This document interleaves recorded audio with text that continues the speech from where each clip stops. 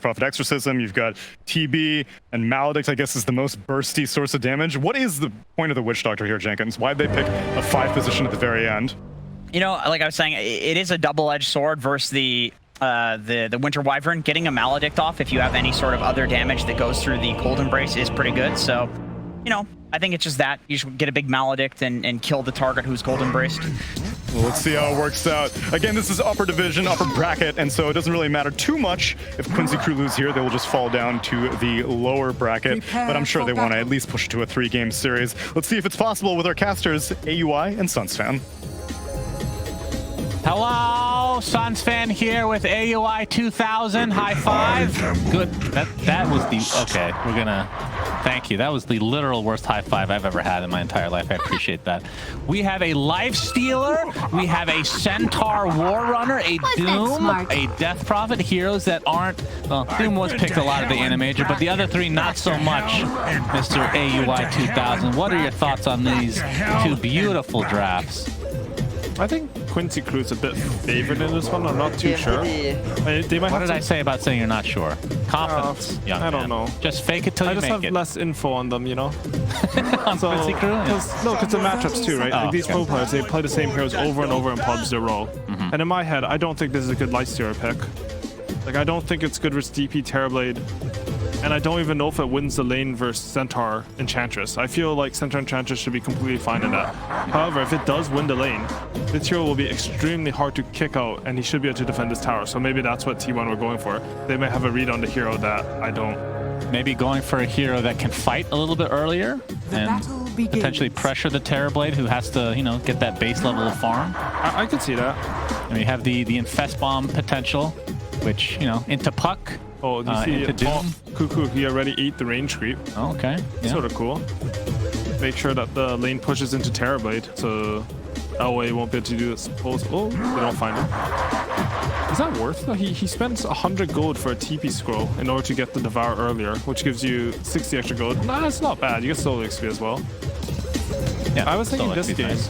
I would like to see the DP shard, because we were just talking about it. I was theory crafting it in my head, like maybe it's good versus the Winter Wyvern save, because that makes him stand still for 4 seconds.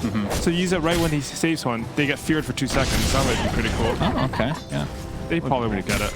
Probably not. The shard before that, which Carl taking a lot of damage really early on in this mid lane. This courier will be sniped out by Zephyr on the Winter Wyvern.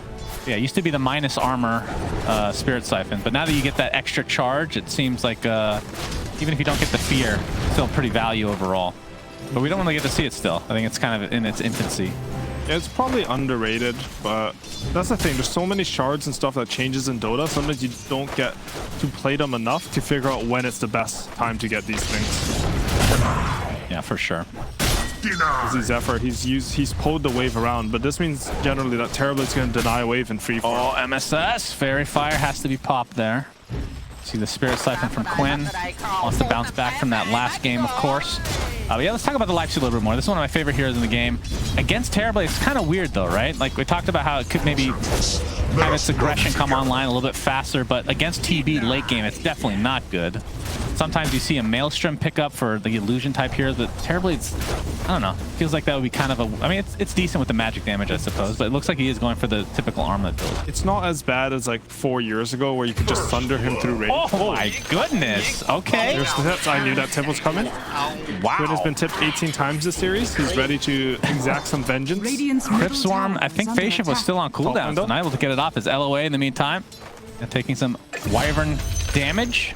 They will be able to clean him up at the very least, so let's get another kill on the board here. But yeah, back to Lifestealer. Talk to me about this hero. It's not as bad as when you could Sunder through Rage, but typically Lifestealer is predominantly physical damage. You can see he's going to go for the phase boots into Armlet. And Terrorblade's very high armor versus that. Also, once you get items like Scotty, he becomes really easy to kite. However, if you can get to like some Mjolnir MKB build, you can man fight Terrorblade. You Lifesteal a lot on this hero. So would you go for a Mjolnir after an Armlet? Or because it feels like Maelstrom is, when you go for that, it's typically in place of the Armlet. Probably Armlet into Maelstrom this game, I would say. Wow, right. Honestly, I wouldn't itemize to deal with Terrorblade. I'd let my allies deal with it. I'd go like some Armlet Maelstrom into Sange Satanic and like try to tank and frontline for my team. You need the Satanic to remove the DP silence. And Lazar taking some right-click damage, but he doesn't care because he's a Centaur Warrunner. Whitemon taking some pressure from MSS on the other side. Leslau Gotta be careful with that Ghoul Frenzy AUI. You can't... I mean, the hero has 2 passives, and anytime there's a hero with 2 passives, that means they're strong, historically speaking. Yeah, I don't know. I play ability draft with my friends who take 3 passives. Literally useless. Though. They're going on to Warrunner. Maledict is applied to Cuckoo. You are getting quite low to the Arctic Burn. LOA is going to take some damage as well as he attempts to run away here. And then with that Splinter Blast, dealing even more damage, War pops the Metamorphosis from the trees, and that's going to force everybody from T1 back for now. And Carl again getting pressure from Quinn. In terms of the CS, Quinn a little bit ahead in terms of just the numbers here. 18 versus the 13-5, but obviously that kill being the big difference here. Yeah, it wasn't just a kill because of the timing when he killed him, he managed to get his bottle and both water runes. So he got the kill and then he fully recovered on resources, which is a big deal. And you can see MSS, he knows his boy Quinn is snowballing, so he comes over and just snags that water rune. And now Carl, he has no sustain. He has a solve, but he has no mana sustain. No. Yeah, that costs money. That's not a free rune. Definitely makes a difference. There's quick storm clips. Cancels the solving. Carl, he still doesn't have bottle. This is the complete opposite of last game. Quinn's at 2,200 net worth versus Carl's 1,300. Quinn definitely having a good start to this game. All right, what are your thoughts on Death Prophet overall for a game like this? It's a good DP game. I think it's not good versus Lion in theory, but it's not that bad. As long as you have Stampede to counteract the Hex, right? You can always find your spacing. It should be good versus Doom. I mean, if he dooms you before you get Siphons and ulti off, it's bad, of course, but DP's one of the better ones versus Doom generally. Yeah, and what about Centaur, though? Because this is a hero that was first picked, first banned during the earlier stages of this patch, and then in the Animator kind of just fell off a cliff. He's definitely undervalued a bit. I think part of the reason why he dropped off was he's very low damage. I think even compared to a hero like Mars, he does less damage. But Quincy, I think they have very high damage heroes on their other ones, right? DP, Terrorblade, and even Enchantress have high damage. Even Witch Doctor, honestly. Yeah, of course. With the Centaur builds, we've been seeing a lot of the max, or at least 2 to 3 levels of the return. And obviously with the Vanguard being a big reason for that, because that's kind of the item of the patch as well. But I mean, if you could go back to the original max double edge AO, that's when you have damage on Centaur, you see? What's happened to my boy? More like mid-game lack of damage, to be honest. Because even if you have that double edge, I don't know, it's weird damage. I don't know how to say it. Like, you have to be beside them. It's not casual. Weird damage? Yeah. Is that a new mechanic that I don't know? No, it's how I classify stuff in my head, you know? Yeah, I want to see more inside your head, please. No, you don't. It's very messy. I see a Maledict into the cask to follow here, but just a little chip damage overall. Yeah. I'm appreciating that we're seeing some new heroes. I know that there's going to be a patch probably after this tournament, I would assume, that's going to shake things up a little. I don't know how big it will be, but it feels like... I wouldn't say the meta has been solved by any means. I don't think that's literally almost... At least we get a little bit mixed up. It's sort of weird because if the same heroes are getting through, that means the meta's not really solved in that sense. Because teams believe that they can still beat these heroes, right? True. So yeah, there's if you have differing opinions, it means the meta definitely isn't solved. But I could see, it is a bit stale seeing Metamorphosis every game. Metamorphosis pop. A prize. Cold Embrace fully healed. Yeah, I mean, I don't mind it because I think the strategy behind these heroes is not as boring as some of the other ones we've seen. Like you mentioned TI4. That was a boring strategy, you know? Yeah, but that was only the tail end of that tournament. It was actually a pretty exciting tournament. That tournament was very good. Just everybody remembers the last few matches, which were quite bad, for sure. That's true. No, but I like this patch quite a bit, as we're going to see Maledict into the Metamorphosis to follow. Cuckoo on the run, but he's taking heavy damage. LOA, in the meantime, taking some from Zephyr in turn, but the Maledict will be enough to finish off Cuckoo. As you are trying to pressure out Zephyr, but has to be careful here. Going to get healed up a bit from LOA. 23savage is dumpstering this lane bottom, though. I think a little bit as Enchantress had to leave to go get that water rune. He started hanging around mid. But I guess that's the read on Lifestealer. If he does win this lane, I don't know who kicks him out. Maybe some rotation from DP and Terrorblade even. Oh, they pop Exo mid. Yeah, indeed. With that Stampede used, but the coil onto 2. Carl, will he get out? Just barely. The ghosts are chasing, and he's gonna live with the waning rift. So very clutch coil there, saving his life. MSS getting extremely low. Arctic Burn is there from the sideline. Zephyr not able to actually find the kill, though. In the end, nobody dies. Quinn was really low as well. He's chasing Cuckoo now. Yeah, he's gonna get healed by these ghosts in a moment.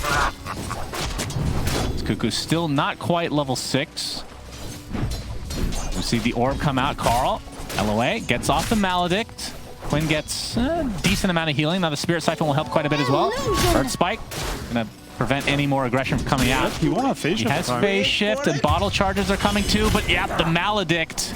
Man, Carl, another death for him. So he evaded death and then died shortly after, as we're seeing a stack taken out by MSS's Wild Wing Ripper here. And pretty unlucky for him there, because after the first death, he TP's into mid, right? And now he just died without a TP scroll. So that, oh, here's the tip. That's a very delayed. That was a very delayed tip. Quinn, you need to be more, like, he needs to have his mind in the game here. Yeah. The mind games don't work if it's delayed. I will say the mental game in this series has been on point, you know?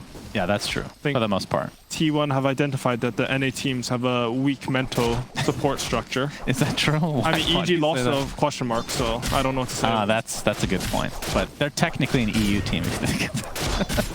But we'll take them in NA, I guess. But finally, level 6 now at Cuckoo, so Doom available. Zephyr slowing down a bit here. Devour used on the Enchantress creep. Now MSS, if he takes a Doom here, he is almost certainly dead. He can take a Hadouken instead. And the chase with the Scorched Earth is actually just going to be enough. Nice casual run down there for Cuckoo.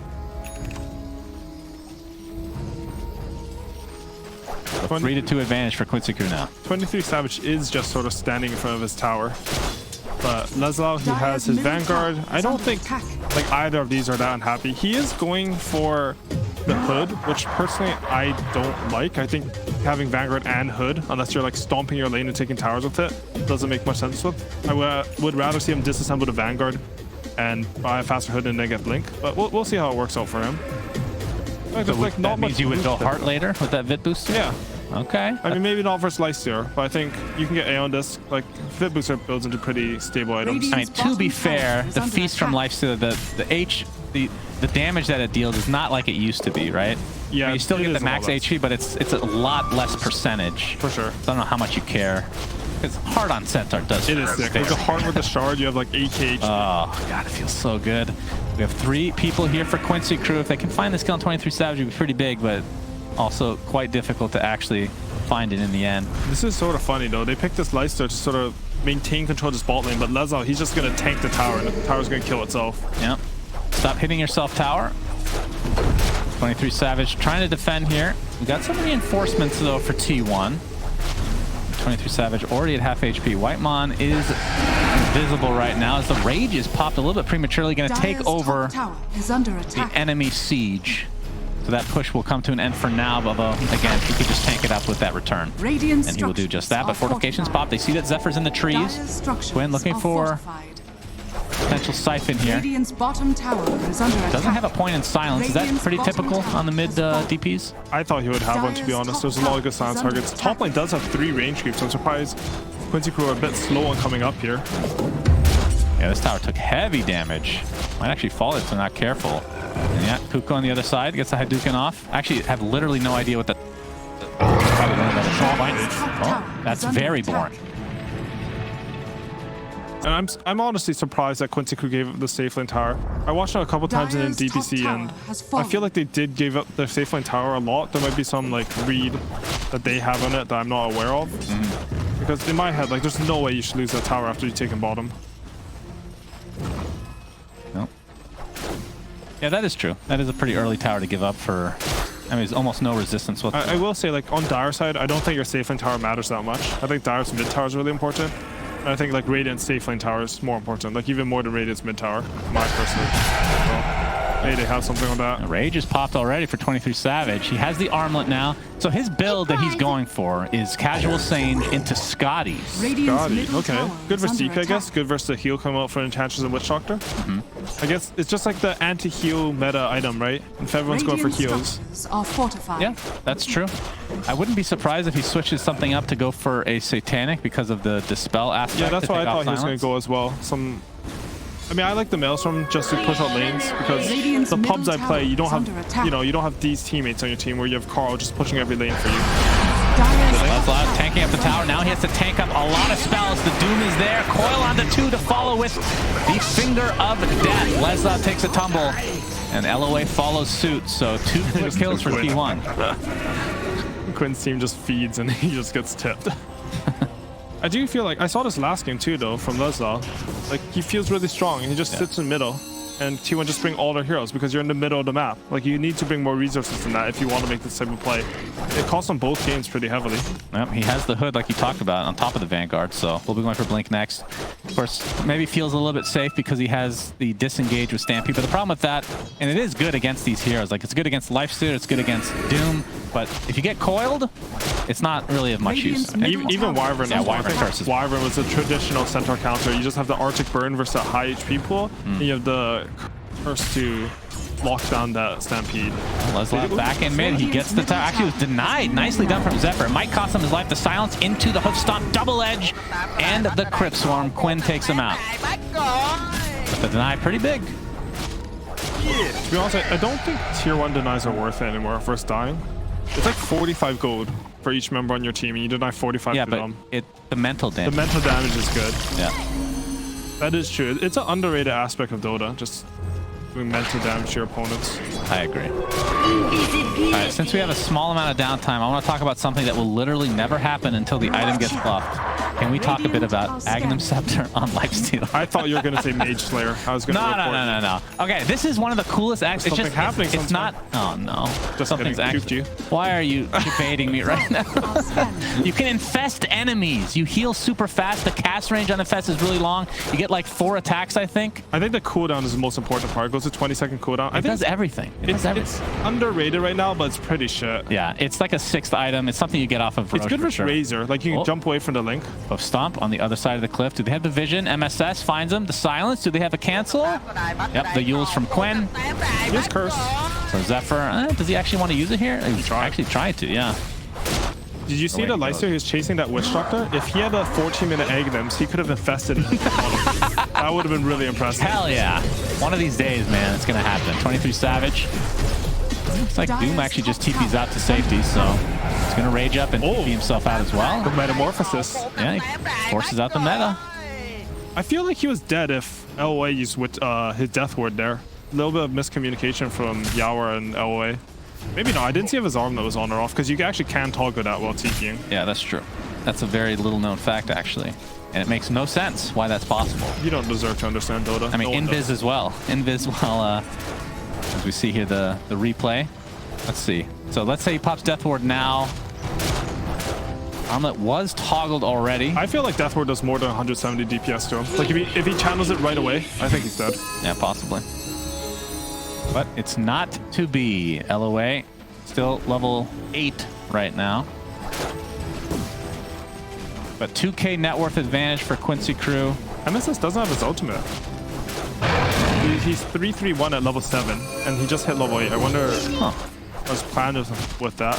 I've seen a lot of Enchantresses do this, where you're not dying to right clicks anyways. Yeah, like, what are you worried? Like, if Lifestealer goes on you, you rage anyway, so you're not affected. No, Untouchable works through. Oh, it works through now? Yes, it does. Okay.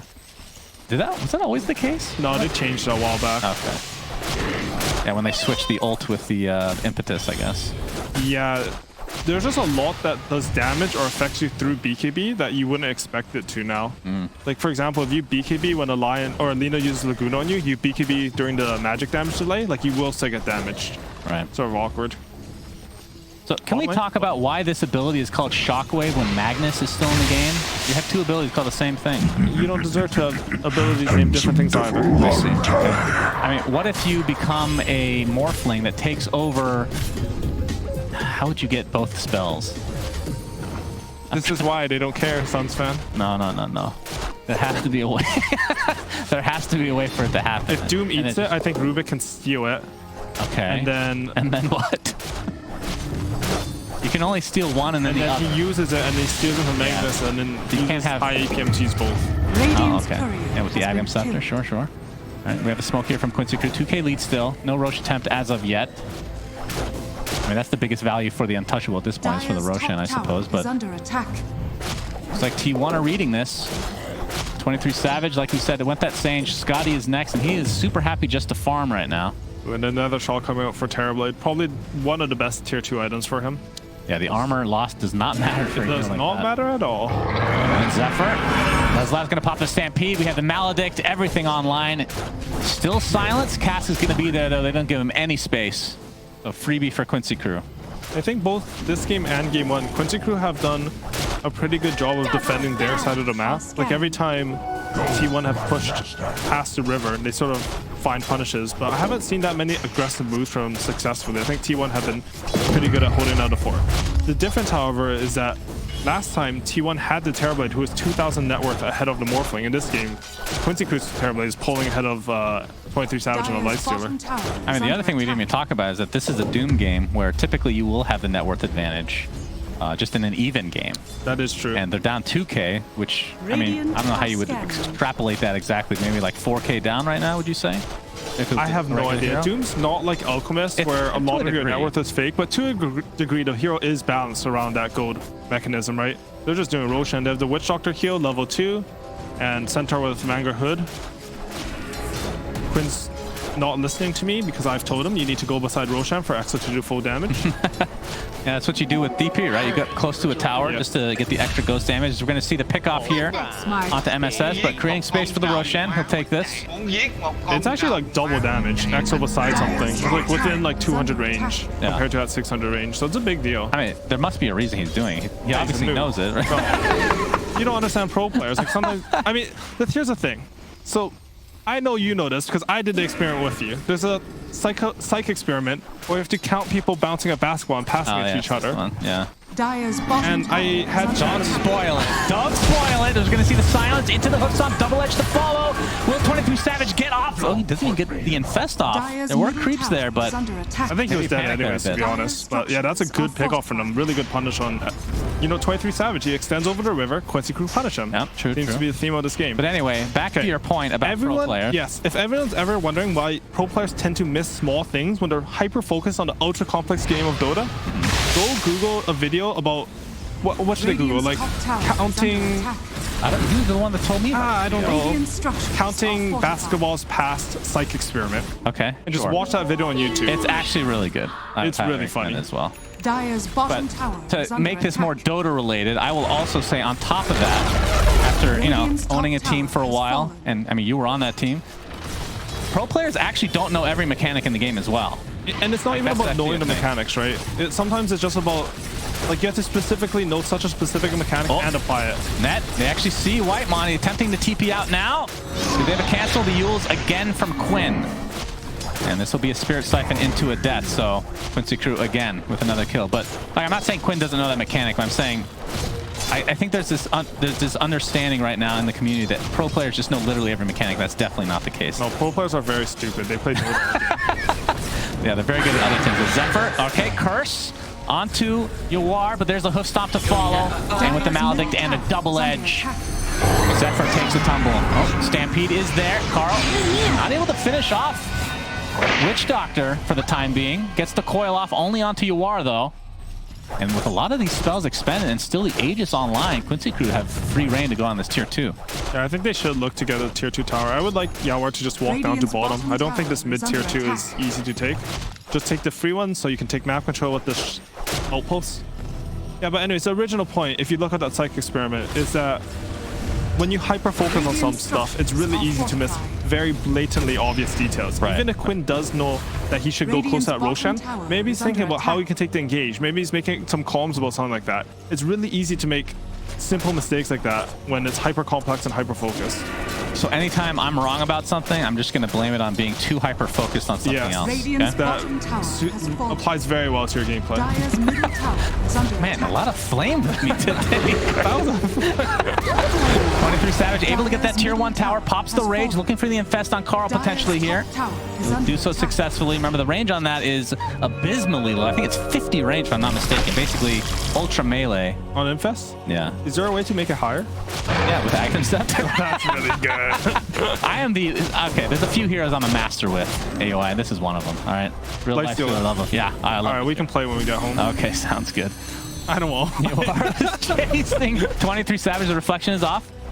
Okay, so 23savage, he's changed up his build a bit. Because he's a bit behind, he's going for the MKB instead of the Scotty. I think that's completely the right choice. If you are behind, you cannot itemize defensively. You will literally never come back into the game.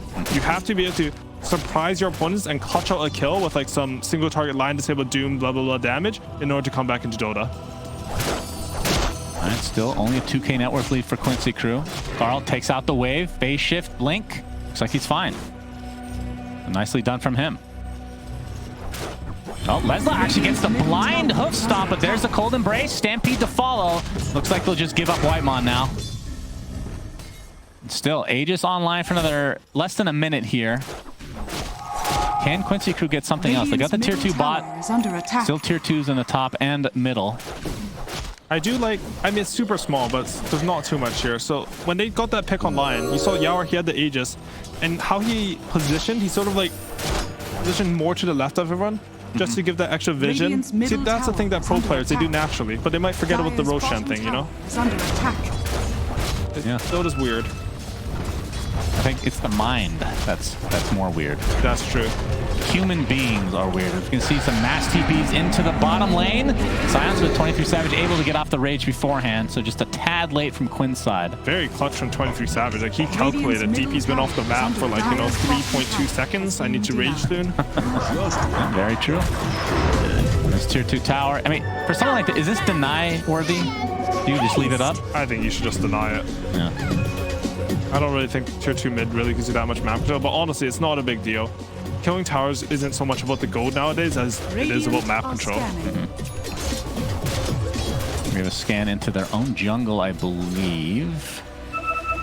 Yeah, and the follow scan now into the triangle from Quincy Crew. Nobody's going to be spotted. Smoke still online for T1. Double damage on Puck. And Carl and company looking for an opening. Of course, with Cuckoo's Blink and BKB, this gives them a lot of options. But the Infest Bomb not going to happen this time. Under attack. And MKB is basically done. Just needs to finish the recipe, about 300 gold away for the Lifestealer. Right, not to bring up Aghanim Scepter again, oh, no. AUI, but if you go for the pure right click, it becomes legitimately good. The reason it's not good is because a lot of the items you go for are attack speed based, which doesn't do anything with the Aghanim Scepter. Yeah, I have a friend who rushes eggs on Lifestealer every game. Oh, no. We just lose. He's not doing it right. Puts like armlet daedalus, eggs. All right, I'm going to make a prediction for TI, okay? You're this muted. Aghanim Scepter will get micro buffed. It's going to get omega buffed. And then it's going to get very strong, okay? We're going to see it. I think the buffs it's going to get are pretty significant. Yeah, I agree. Hopefully they don't redesign it, because I actually do like the idea of infesting an enemy. Too. If I could have it at 14 minutes when chasing the enemy 5 position, it'd be really good. So now that the Lifestealer has the MKB, what's the plan here for T1? Go for an Infest Bomb play? It feels like that's pretty straightforward what they want to do. They have a lot, and they have counter initiation with Wyvern ult from the I would say they have a lot of single target with Doom and Lion, so they can surprise Quincy Crew's heroes on the side lanes. I think they should play around that. Maybe if they get a really good jump, they can play around the middle of the map, but I think most likely you're going to see smokes towards the sides. And we're going to see a smoke already here, as Leslau was actually working on an Aghanim Scepter for himself. So the Centaur Ags, the Stampede 40% damage reduction is pretty huge.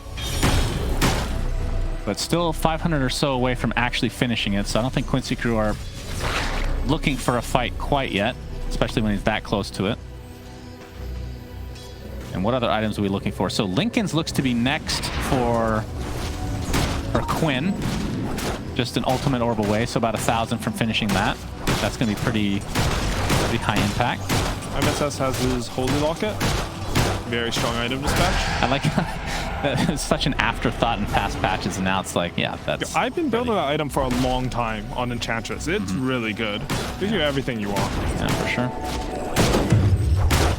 Now, talk to me about this team fight from Quincy Crew then. Because once you get this Ags online for Lesla, that gives you like a lot of great Roche capabilities. Well, you just run right through the cliff. You can disengage with that. Obviously, the damage reduction is huge. As long as Quincy Crew don't get like 3 to 4 man Wyvern Curse, if they initiate on T1, there's no way for them to lose a fight. Because all their heroes are sort of like, if you go first with the Exo, the meta, etc., then you sort of nullify the effects of Doom. Conversely, like T1, they need to find like pickoffs on side lanes where they get to jump them and get their spells off before Quincy Crew do. Right. Dire's bottom tower. Like, even if like T1 get the wrong jump, then Quincy Crew will still win the fight. So the execution is easier for Quincy Crew. You also just have a Terrorblade to push out your lanes. And Leslau's ready to go. Got the Ags in tow. And he is quite beefy indeed. Farm slowed down a bit there after the beginning of the game in terms of his start, but I mean, Centaur's not really a hero that's going to be getting a ton of farm throughout the game anyway. And of course, the top net worth on the side of T1 is actually... Lion breaks the smoke. Oh, all right, Carl. No one knows. On the high ground. Yep, they see the phase shift. Stop. Good attempt. MSS is going to get the slow with the enchant. The courier is actually be taken out by Carl. Looks like he'll get away with it. Radiant's middle Providing tower is under quite attack. a good vision here. You can see 23savage actually rages and goes inside of a creep. Question is, can they counter initiate here? That is a very fast creep indeed. As Cuckoo jumps in with the finger of death from Whitemon. That's enough to take LOA out of the fight to start this out. Still has buyback though, so Roche, if they go for it, can still be... Well, actually, the Stampede was used there, wasn't it? So 70 seconds, no Stampede. That's pretty big. It's a really cool ward from T1. It just gives them complete control just above the Roshan there. Sort of a sneaky one. Gives them complete control of the fight. And T1, they're just out-positioning Quincy Crew. Like, sometimes he took such an awkward path. His smoke breaks and he's still sort of running forward. It ends up like he's okay because he can always stampede out, but his Witch Doctor ends up dying for his sins. His sins? Huh? Yes. Okay. Deserve punishment. You exist. expose your backline. The dumb core is always exposing the supports. You see Spider Leg picked up. In all of 152 semi-pro and pro matches with the Lifestealer this patch, Ags hasn't been purchased a single time. That means we don't have any stats on it, so nobody knows. That is what it means. You are really good with statistics. Okay, for the record, I do think it's a bad item, but it's close to being very good. Okay, like Mage Slayer. And the concept is really cool. Same with Mage Slayer, yeah. You are Metamorphosis, 23savage, already at half health. Doesn't have infest for another 5 seconds. Continue to get chased. Whitemon is in the vicinity, so Yawar can't really go any further. It's off the conjure image. Carl, like he's TPing out. Under attack. So nothing will come of that other than the Metamorphosis pop. So I think with this, T1 probably want to try to fight here. They're forced to do Roshan on these timers. Exactly. Well, Roche starting to get pounded into, already at half health himself. Cuckoo getting taken a lot of damage just from an illusion. Yeah, but of course, 23savage is inside Carl right now. The exorcism, here we go. He's gonna get silenced to start things out. Looks like Quincy Crew are gonna secure the second Roshan. That is pretty big, and out comes 23savage. But there's the Stampede. He's forced to rage, TP out, will be successful. And Quincy Crew reinitiate here. Do they even want to? The exorcism's down. Yeah, they will get out with murder here. So Aegis online. That'll be for Yawar.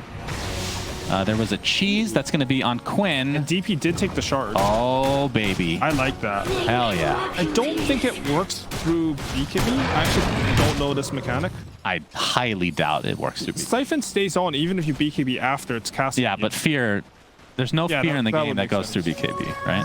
Regeneration. What fear goes through BKB? I don't think there's anything. No, it's only like taunts, right? Like Legion, OT, Axe, OT. Yeah. So yeah, but I think it's a good concept versus a Winter Raven here, right? Like they both last 4 seconds, and then you get a stun right after. Yeah, it's one that I haven't yet gotten to see yet actually work. But again, even if you don't get the fear, you get the extra Spirit Siphon anyway. Yeah, so that is nice. That's, I think, good enough, honestly. You are getting chopped. Doom actually uses his ultimate with the Finger of Death on top. This is just the Aegis, though. Dire's top Quincy Crew now starting to form up. Trying to respond to this, but not here in time, so... Doom down for another couple minutes. Exorcism up in 40. I think that was really good by T1. I think Aegis is like your win condition for breaking high ground against so many single target spells. This means that if they can stall the game out until the Finger and Doom again, like you completely reset all that you would have gained with Aegis. I think teams like your Aegis should be with your team. It shouldn't be off alone. You should use it to gain map control. Like a pretty big mistake from Quincy Crew there. And Carl is being very annoying, taking out multiple waves here to ensure that Quincy Crew can't push. And in the meantime, 23savage takes out to tier 2 top. Top tower is under attack. Yeah, T1 feels like, despite losing that second Roche, just outplayed Quincy Crew in the last couple minutes. Exactly. I think T1's their understanding of how to play the map is just better than Quincy Crew's. Like Quincy Crew, they definitely have their strengths, but I think T1 has a beat on that front. Oh my god. Leslau going for a refresher. So the double Stampede potential.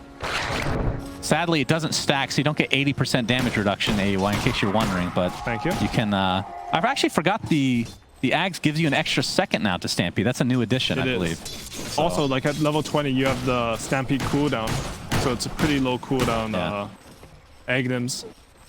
Yep, that is definitely a good one. Refresher is a cool item in Centaur, not only for the Stampede, but Hoof Stomp is a pretty good spell. As you get to 25, sometimes you just stun someone for 7 seconds. Yeah, that's true. It's a good item pick up this game, I think. Dire's Yep, top Quinn's gonna tower pop the is X's, and under they really want to attack. fight here. Cuckoo jumps in with the Hoof Stomp. Dire's Gets up the Infernal structures are Blade, and fortified. Quinn takes heavy damage as a result. You can see Radiant LOA healing from the structures are fortified. low ground as the Lincoln's is already Radiant's popped and the bottom fortification tower as well. is under Wave is attack. completely taken out, and meta already used as well. It feels like Quincy Crew, I mean, they have to defend this top lane, it looks like. Carl, oh, they're going to try to initiate onto him. Hoof Stomp will not connect. Phase shift with the orb. Enchant. Looks like the cask will connect, but he gets force staffed onto the high ground. Now, T1, they completely have a timing here. They have all the spells. They're going to smoke up. There's no meta. There's no Exo. Quincy are looking a bit in trouble here. Despite taking that second Roshan, they lost 2,000 HP on their top tower compared to only 800 from the bottom tower, T1. Yeah. I think a little bit indecisive. They probably didn't take the Doom timer. They didn't know it was down for like 25 seconds. But regardless, like, it's hard to push into these heroes. And this is kind of the issue with lineups where 2 cores have really long cooldowns that you rely on.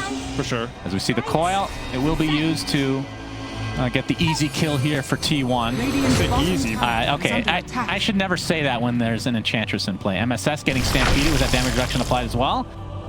And okay, I mean, they trade coil for Stampede there, but of course they know that meta is still down and Exorcism as well. TP's top. You see, MSS, he's identified a problem. They cannot deal with this puck at all. We saw him like into 5 heroes at the bottom tier 3, just going around. So he's opting to build for a Hex. They do need one, so I like that. I'm just not sure if he'll get it before this game ends. The problem is they don't have like a blink on. It's not like a blink hex. You have That's to walk true. up casually and. But how the puck's playing, he's sort of blinking into you, right? So if you pre-click him, he goes in, he blinks silence, he's just hexing dead. Okay. He will die in like half a second to the Terrorblade. Yeah, Carl doing a really good job of this game, just pushing out these waves and just being an overall nuisance. Had a Dagon, so we've seen this a few times in the Animator as well. Kind of just depends on the game, but bursting down these illusions. And like I said, they just don't have a response to them right now. Single target burst this patch. It's very heal oriented, as we've seen from these like Wyverns, the double Holy Lock and Quincy Crew. If you manage to kill heroes before they're healed, then heals don't do anything. Very high analysis coming. You're welcome. Yeah, so heals are strong is what you're saying. As War jumps in, Cold Embrace not going to be enough. Damage will go through. So I like this takes a tumble. Itemization from Yawar. He was originally going for the Swift Blink, but Lifestealer has been such a menace on the map. He just goes back for the Basher just so Lifestealer can't push into these side lanes. Yeah, okay. I mean, is there any way? Is he actually upgrading? He actually is going for Abyssal Blade right away on top of that. So I think that's correct. Swift Link, it used to be an item, but ever since they removed the move speed, I think it lowered a lot in priority. I mean, do you think at some point he just gets rid of the Dragonlance and... Oh, I guess he already has the Blink, doesn't he? So probably go for Swift Blink anyway at some point. At some point he will, for sure. And Lezal, he's also going for the Hex, so they had a full team talk. Like, guys, someone deal with this puck, please. Quinn is molding. He actually has the best facial expression. He does. I have to say. I love Quinn. It's so awesome. He wears his heart on his sleeve in a good way, most of the time. Yeah, usually that's not a good thing actually, but for him, I think I would agree. Is it bad? Yeah, if you're a real piece of garbage, it's bad. I'm not going to name names. There's a couple people in the community probably not for the best. Huh? Nothing. Nothing. I'm not saying anything else.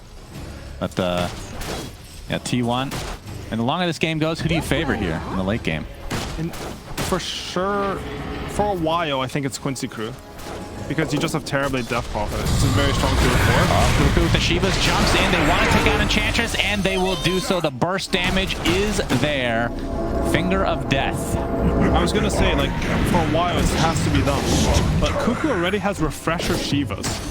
So he's going to get double Doom off. If he can, like, it's very initiation favored.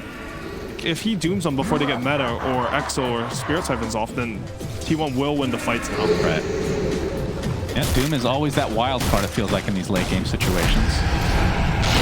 See the Rage. Actually, that is a shard for 23savage, if I'm not mistaken. That's an open wounds indeed. Stampede is used, so mitigating a ton of damage here, but will it be enough to actually get away? Not with the Infernal Blade and the Infest. Leslau is donezo. Yawar has the spider legs, already popped the meta and BKB, and will have to retreat. And again, the timing, T1 all they have to do is wait for this meta now. And they can, I would assume, try to go high ground. I feel like it doesn't matter to heroes. T1's idea of how to play the map is just better than Quincy Crew's. In Quincy Crew, they can pull off clutch fights because they're really high skill players. But constantly, when they step out of position, they just gone too far to mid lane. T1 just punished them.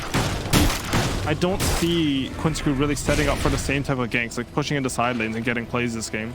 Yeah, but really cool to see Lifestealer, Mr. 23savage getting the shard. So Almost open wounds. What's that? Almost an egg. Yeah, almost halfway there. But yeah, open wounds a little bit different than it used to be. First of all, it has good range where you had to level it up last, like the original incarnation, and the fact that you get max HP percentage damage per person that hits the target is actually really strong at taking out super tanky targets like the Centaur. But it is easily dispellable if you have anything like that, which, you know, we can see Lesla does not. Yeah, he's going for Hex, so there's no Lotus Orbs anywhere. Yeah. 23savage has the rage. LOA taking heavy damage, and he is going to get bursted down again from Whitemon. And they're going to apply the coil only for the Enchantress alone, but it'll be worth it for them. 5 versus 3 advantage now. No meta. Yeah, still no meta. Exorcism is up, but there's no way they're going to pop that without their full force behind them. Dire's structures are I feel like the last 4 metamorphoses haven't really led to any kills. I don't know if it's like a lineup issue or a comms issue. Maybe T1 just outplaying them with vision. But it's looked hard for Quincy Crew to get picks onto any of the T1 cores. Yeah, for sure. Leslau gets off the hoof stomp. Yawar with the Abyssal Blade. They will be able to get the support here, but there's the Doom from Cuckoo onto Centaur himself. Yawar pops the BKB, but Cuckoo pops his own as well. Shiva's, along with the Refresher Orb, activated. Looks like they'll be able to clean up Leslau pretty easily here. Quinn already gets off the Exorcism in fear of getting that double Doom, which is still available here. 23savage in that rage form. Does have Infest up as he is taunting away. One of the best taunts in the game, by the way. Do you have a taunt tier list? I literally do, actually. And it's top 5. Nice. Everything's top 5. It's literally top 5. All right. What do you think the best taunt in the game is? I don't remember what I actually picked. I know the top 3. I just don't remember what the order is. The Shadow Fiend one's really annoying. Nope. I agree, though. Sorry. It is annoying. So another Exo, like these big spells from Quincy Crew, they just haven't been able to secure any kills. You have Enchantress Witch Doctor support, your mid doesn't really go in. It's pretty much all Leslau, and they've been kiting him really well. Sadly, we won't be seeing the Aghanim Scepter on Lifestealer this game because there is a Refresher Shard on he would have taken it Roshan. for sure.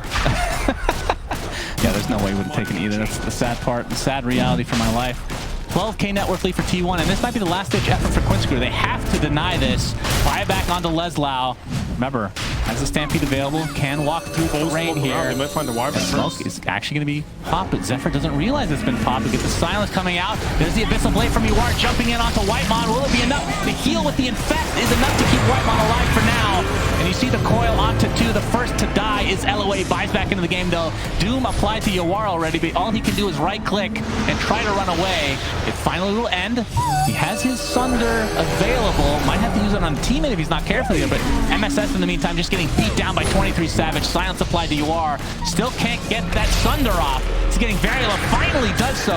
Now gets full HP as we see 23savage beating upon Quinn with that open wound. Just so much damage. Double kill for him. Now Yawar with the spider legs onto the low ground. Feels like he is just going to drop one way or the other. The initiation from Whitemon. Just too much for Quincy Crew to handle. And this will be the 3rd Roche for T1. I think they're just getting outplayed in team fights. It might be a lineup thing. You can never really tell. The high cooldown ultis just didn't do anything for Quincy Crew this game. They played a really solid early game, and it didn't really transition into anything. It felt like. Yeah, that was a pretty good silence there too, because Yawar was definitely looking for the Blink Thunder. Yeah, it was a bit weird because Witch Doctor walked up, and again, like they go for the smoke play, but he had no sentries, so Lion just gets Glimmer caped. Look at this. Enchantress isn't close enough. He has Arcane Blink and 2 Refreshers. Oh man. That is disgusting. That is absolutely disgusting. It's 23savage taking out that tier 4 successfully. We have the double buyback from Quincy Crew, but they know that there's no meta right now. There's not too much to fear. Oh, okay. Coil again onto MSS. He's just going to heal through it. That might provide a little bit of space, but here comes Cuckoo with the Doom again. But there's the Stampede to try to counteract this, but the Yules keeps him in place. And into the stun from the Lion. That means Quinn will take a tumble. 110 seconds, no buyback. And this looks like a 2-0 for T1 in very good fashion for them. They looked extremely strong here. Yeah, just really smooth gameplay. They understood that even though you're against Terrorblade DP, like I thought that would be a bit scary to go into late game with, but they just had confidence in their players, and once the refreshers and beams come out, like can't contest them in team fights. Yeah, this was extremely well executed from Team. I was expecting 3 games based on how close their original series at the Animator was, but Team 1 looks extremely good right now.